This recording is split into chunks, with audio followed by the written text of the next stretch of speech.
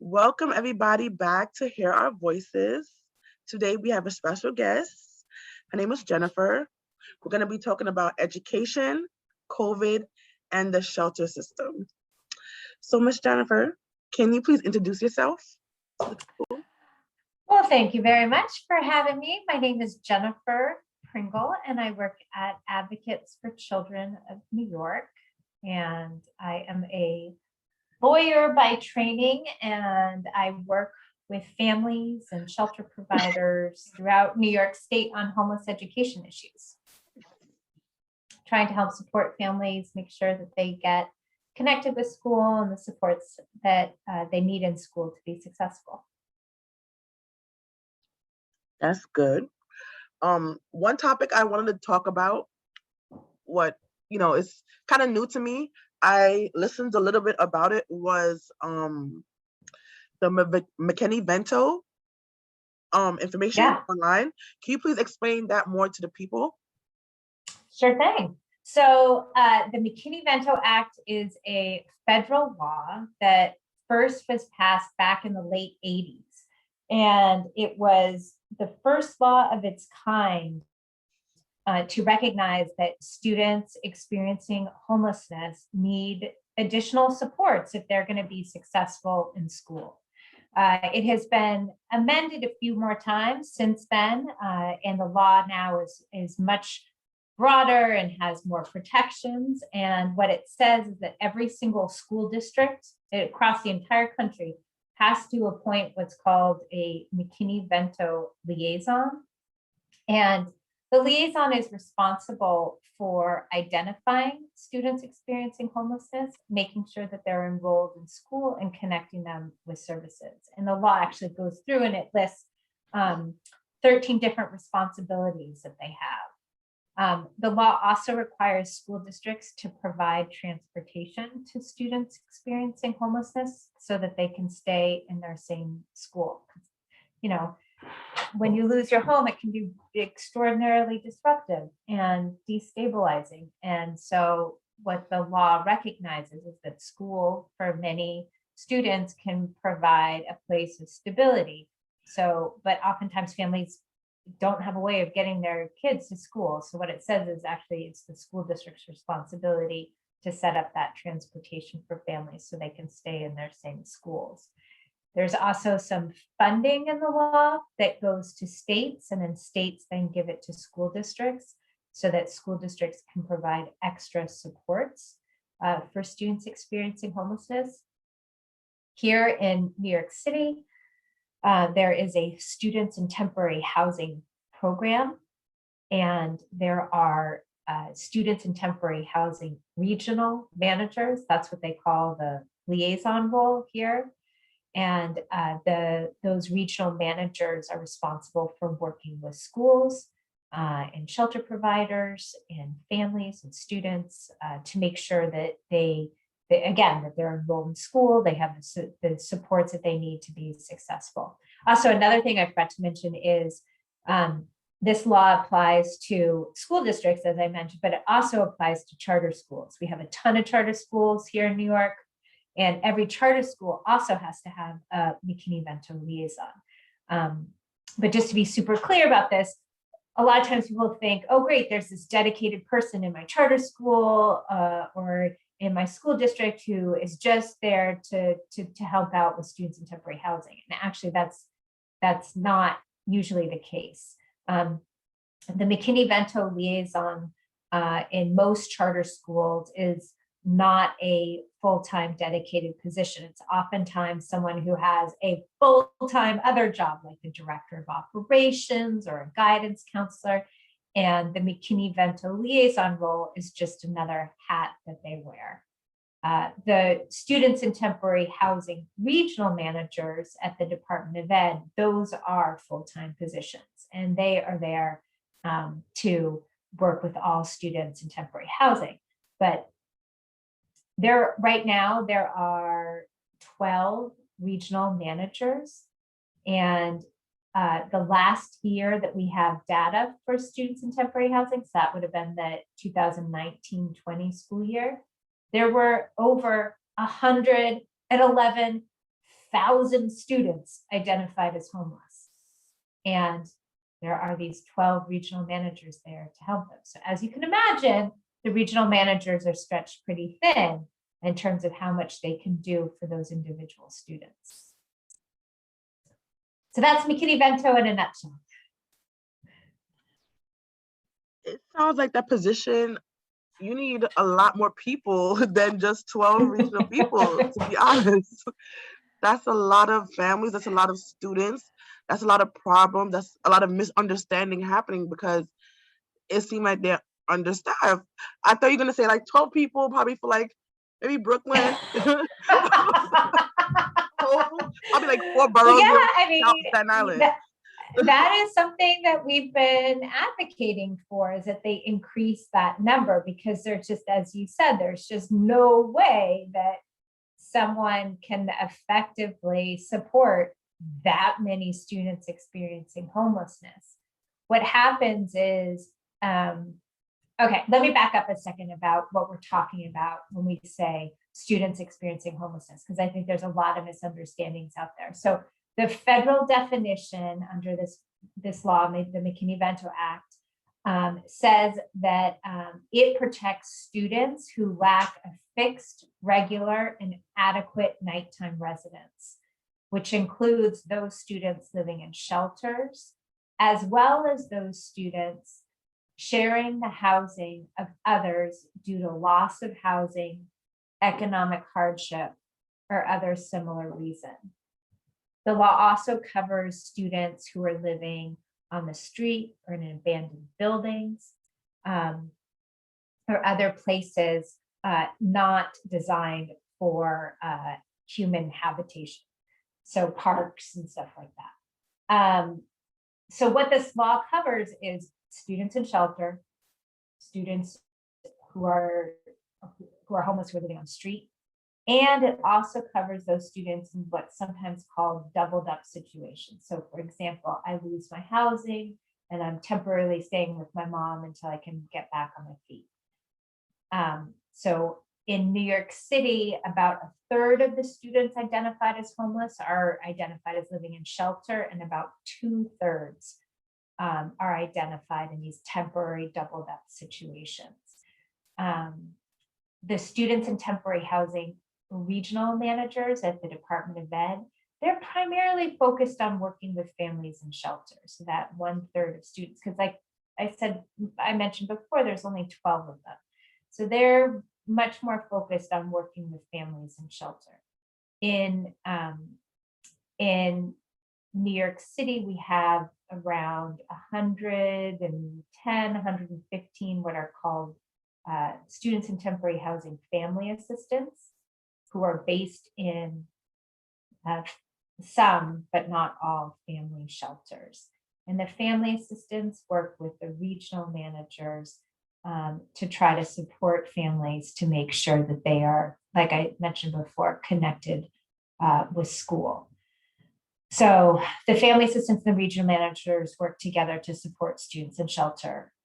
Regional managers also support students living in those temporary doubled up situations. That work tends to be more focused with working with schools, school-based staff, to try to identify those students and then make sure they get the support that is needed. But that a lot of times is really hard, because it's not like a student is walking into the school building and raising their hand and saying, "Hi, I'm homeless." So schools really need to approach those conversations with students and families with a lot of sensitivity. And they also need to be aware of the signs, like if a student is moving around, if they're missing school a lot, they should be talking with the family about what's going on and what the school can do to try to help them. I know that was a lot, so no, it's fine. just stopping for a second. I wanted to go back to the signs. How you could probably tell a child is homeless. The signs, you talked about signs. Yeah. People should look for it in a child who might be homeless. Can you like tell them again what signs they should be looking for? So first of all, there is not like a, if you see this, then then the student is definitely experiencing homelessness. But in general, there's some common things that you can be aware of. So, for example, if a patterns of behavior. So if a student's behavior suddenly changes, if they are missing school, if they are showing up to school late, if they are, if they're hungry, if there's indications that they may not have access to food, if they are, if there's any sign that they might not have access to clean clothes, if there are, if the student is suddenly withdrawn, or if the student is suddenly shows that they're much more like emotionally like hyper vigilant is something else too that we see a lot, because the student is scared. They're worried about where they're going to be next. Entering the shelter system can be extraordinarily scary. Also, too, one of the most common reasons why families enter shelter in New York City is because of domestic violence. So not only are you talking about a housing loss, but you're also talking about exposure to domestic violence as well. And that, no surprise there, a lot of students find it really hard to concentrate in class when they're worried about all this other stuff going on outside of school.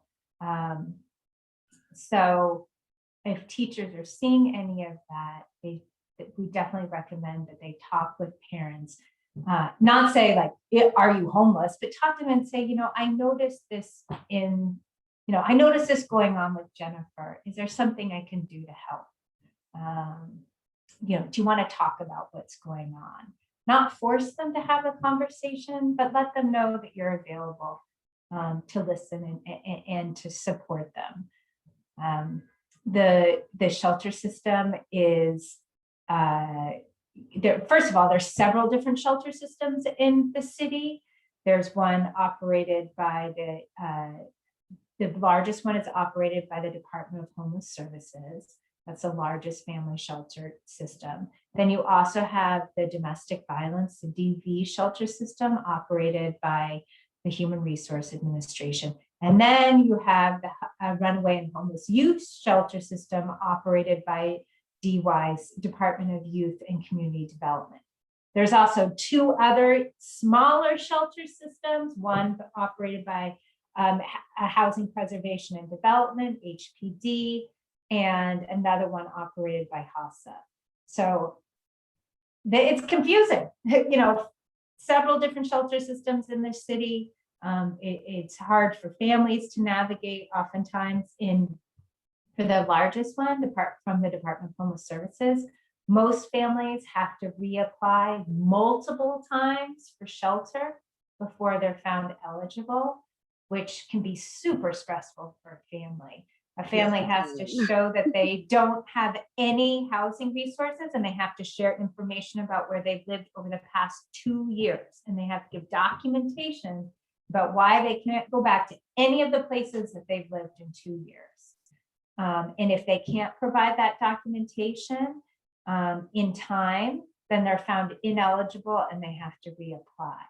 And as you can imagine, like you're going, and there's only one intake center. It's up in the Bronx at PATH. You have to bring all your stuff up there. Then you're, shipped out at night to a shelter placement. You're trying to get all your papers together. And if you can't do it within that window, you have to reapply. So it's very stressful for families. And then kids absorb that. They're part of the family. And then that is brought into the school. So, schools really need to understand what kids are going through, so that when they see, Johnny nodding off in class, it's not sending him, to the dean's office. Instead, it's saying, what can I do for you? How about you go take a nap in the guidance counselor's office for a while? Let me get you a sandwich. Showing that compassion and empathy to try to understand what's going on with the family is so, so important. So that's a really long answer to your question. I am happy to take it all in. But like you said, with the intake part, with going back and forth to path, that's what happened to me. They denied me when I was pregnant, actually, first, because I couldn't prove that I got evicted or anything like that. So they actually denied me a couple of times. Then I end up at somebody's house. Then I end up renting a room. That me and that person didn't get along.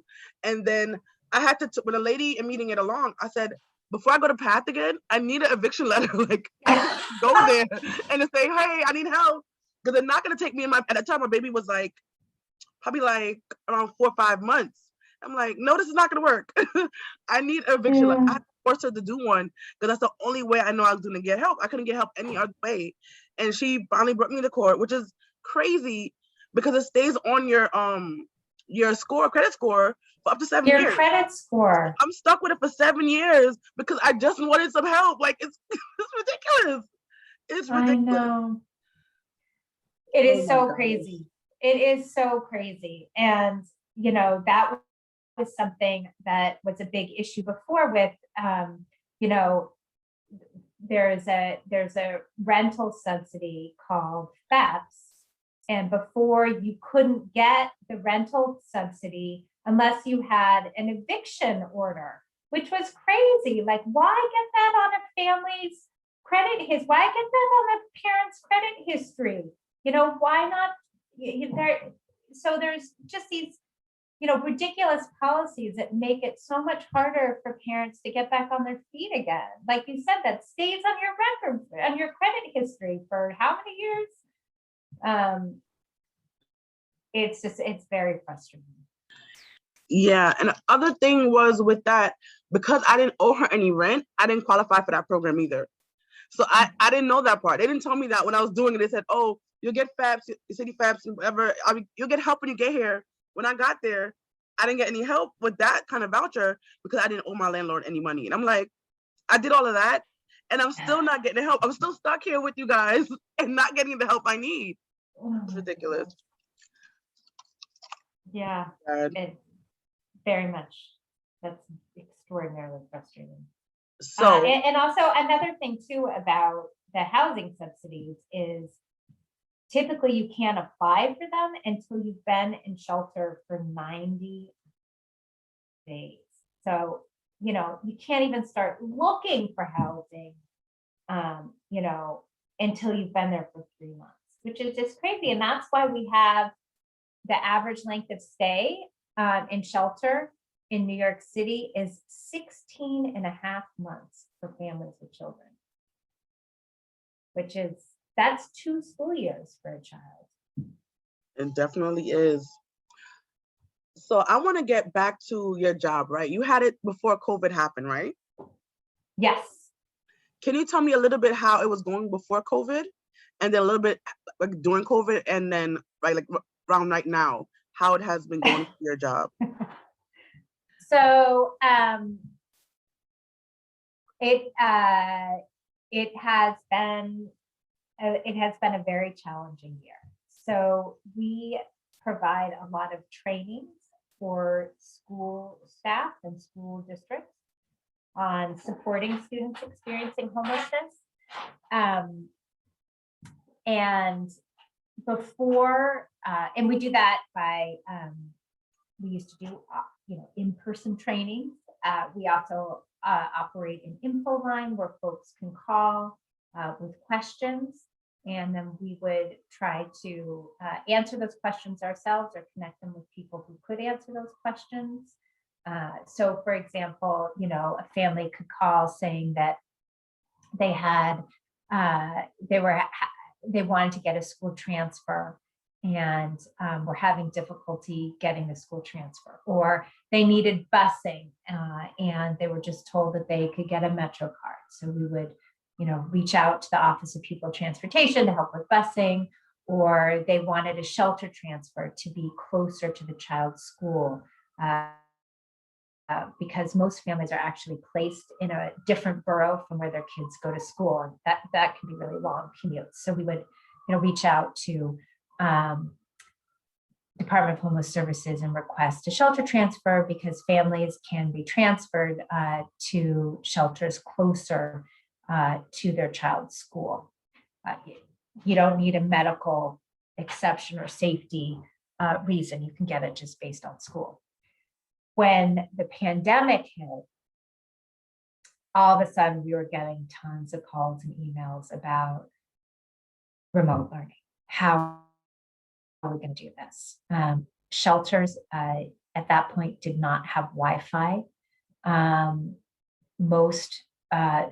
overwhelming majority of students identified as homeless had no access to devices, let alone the internet to use the devices.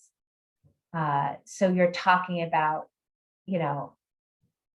a significant amount of time where students, especially students experiencing homelessness, could not participate in school at all.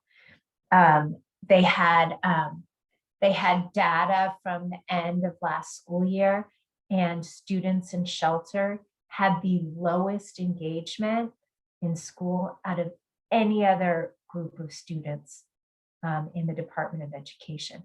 And the way that they measured engagement was like, if you texted your teacher, it was considered you went to school that day.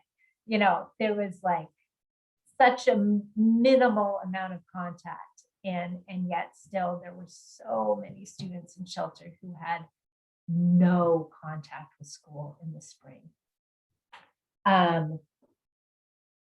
The Department of Ed ordered hundreds of thousands of iPads, but they contracted with a internet service provider that had some pretty spotty coverage. It was cheaper, and you know what? You get what you pay for. So students were given these iPads, but in many cases they weren't able to use them because the shelter didn't have sufficient connectivity for that that data service provider. Which was a mess, or it was too slow, so you couldn't log on to your Zoom. It wasn't you didn't have enough bars. So the Department of Ed, actually the Legal Aid Society sued them and was like, you're denying kids an education by not putting Wi-Fi in shelters. Exactly. And then the city, and so then, the city agreed to install Wi-Fi in shelters. Some shelter providers started doing it themselves on their own in the spring. And by this summer, Wi-Fi installation should be completed in all family shelters. So, which is great. Great that there's going to be Wi-Fi and that students will be able to use it. Unfortunately, students in shelter still missed out in a tremendous amount of school this year as a result of Wi-Fi not being there. Exactly. Yeah. So that's kind of, there was a big, obviously a lot of big issues about accessing remote school. And then this year, it's been a lot of stuff about connecting with families, a lot of questions we're getting from schools about how to best support families, how to best communicate. Families have a lot of questions about remote school versus this year they did this hybrid thing. You could either go full-time remote or you could do hybrid. Hybrid was a couple of days at school and then the rest remote. So just a lot of questions around that and what that meant for families. I think, it was extraordinarily difficult for families because of the rules that they had about when schools would close. Many schools were like open for a week, closed for 3 weeks, open for a week, closed for 3 weeks. So it was just really difficult for families to plan around that.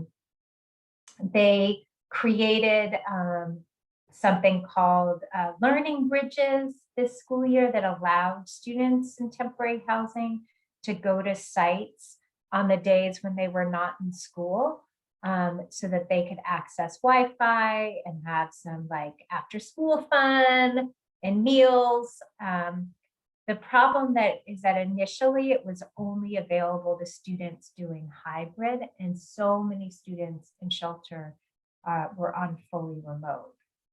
In fact, most students in the whole system were on fully remote. It was only later in the year that they expanded it to students doing fully remote. But at that point, I think one of the things that was really hard is getting the word out to parents about what was going on. So that I'm not sure how many families in temporary housing, and especially those in shelter, knew about the expanded access to Learning Bridges.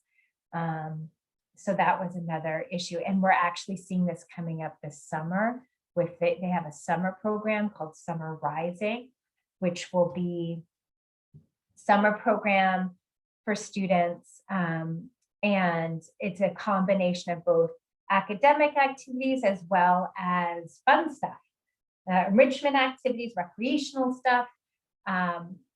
And you can sign up either at the school where you're currently enrolled or another one that's close by you. But there's going to be a big issue about transportation. They're not offering busing for these summer programs. And again, so many families in shelter are, the Department of Homeless Services contracts with some of these like hotels that are in the middle of nowhere, not nearby to public transportation. And if there isn't going to be busing, it's going to be really difficult for those students to be able to participate. And especially if a parent has other appointments or is working, that's also going to be really hard for them to take their child to this program and then pick them up and also do what they need to do outside of that. So it's really disappointing that busing is not going to be available this summer. That sounds like a lot of things happening for just students and then students in shelter. From what I understand now, for the new school year, they're not going to be having any remote learning, which to me is kind of ridiculous. But what's your opinion on that for shelter people versus board education in general? So they just announced this. And I know there are definitely families that want a remote option. I don't know what the thinking was behind that. I think there's some students who have done better on remote learning. And some parents of those students wish that was going to continue to be an option. But that is not what the city has decided. I think the research shows that the majority of kids do better in in-person learning. So maybe that's what they're relying on. I think it's going to be a huge transition. The city is hoping that this Summer Rising program that they're doing will help with that transition so that students, children, parents will get used to their children leaving and going to school and starting to be more comfortable being around their peers and teachers and being in the school building. But again, I'm not sure how many students in shelter are actually going to be able to participate in that without busing. And certainly not for the young ones. For the older students, this is something. For the older students, there's the Summer Youth Employment Program. Students in shelter are prioritized for that and get paid for that. So for parents of high schoolers, they definitely should look into the Summer Youth Employment Program. Again, students in temporary housing get prioritized for that, and students get paid to participate in that. So it's a really great experience for them. And that's going to be available for the older students. I think parents have a lot of questions about, now students 12 to 17 can get vaccinated. I think parents have a lot of questions. All parents, regardless of housing status, have a lot of questions about the safety of the vaccines. And I think I'm hoping that shelter providers are collaborating with the Department of Ed to make sure that parents in shelter are getting that information, are getting those questions answered. I think it's really hard because so many families in shelter are disconnected from their healthcare providers, the regular doctor that say they're placed in shelter far from where they were living before. So it's not like they have someone who they can just go to ask these questions of. So I think Department of Homeless Services and DOE really has to make sure that they're providing that information, making sure that they're making those healthcare professionals available to families so they can get their questions answered, and so that they can, they understand what safety procedures are in place. They understand what the vaccines are all about so that they can feel comfortable making whatever decision they're making. It makes sense. I know it could be overwhelming. I don't got to think about it. My daughter's 5, but they're trying to go lower and lower in age. And I'm like, can you just stop it already? Like, we don't know how this thing works. And we're just really literally pumping it into our children. It's like, get the adults who can actually consent over 18, leave the little kids alone. It's not like a thing like the measles, mumps, and rubella. This is I don't know. I can't say you should do it, cannot, it's up to you. Whatever you want to do, you can do it. It's your life, but just leave the kids out of it. That's what I personally say with these things. And I'm not against vaccines. I've taken all mine, what I needed to take when I was a child. So don't come here saying, oh, don't take vaccines. No, take your vaccines. I'm just not sure about this one yet. Give a couple of years to see what happens to the little guinea pigs now. And then you could do what you want, But also, I would definitely recommend that parents talk with their doctors. We have seen far too many.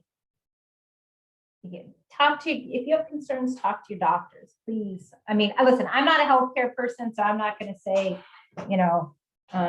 what it is. I will say that, COVID poses some really, really serious health risks. A lot of people have died from it. And even if you don't get something that severe, it still can cause a lot of harm. So talk to your healthcare providers and make sure you get your questions answered.